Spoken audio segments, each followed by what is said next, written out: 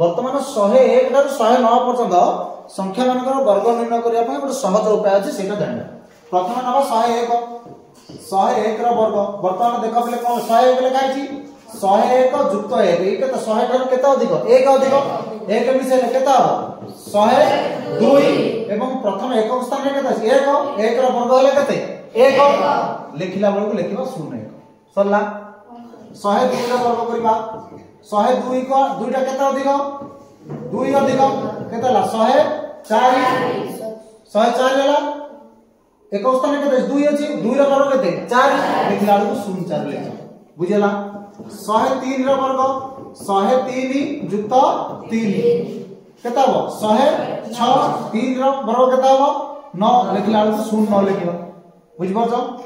104 ର वर्ग सेमि करबा 104 जुक्त 4 केता हो 108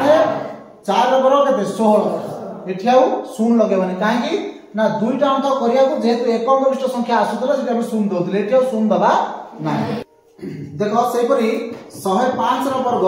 होची 105 जुक्त 5 समान केता हो 110 5 ର वर्ग होची 25 सरला उत्तर तापर 106 ର वर्ग केते हो 106 जुक्त 6 इक्वल टू केते 112 6 ର वर्ग होची 36 107 ର वर्ग 107 जुक्त 7 इक्वल टू केते 114 7 ର वर्ग होची 49 उत्तर सरला 108 ର वर्ग 108 जुक्त 8 इक्वल टू केते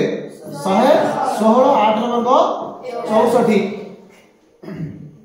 तापर 109 ର वर्ग इक्वल टू केते 109 जुक्त 9 इक्वल टू केते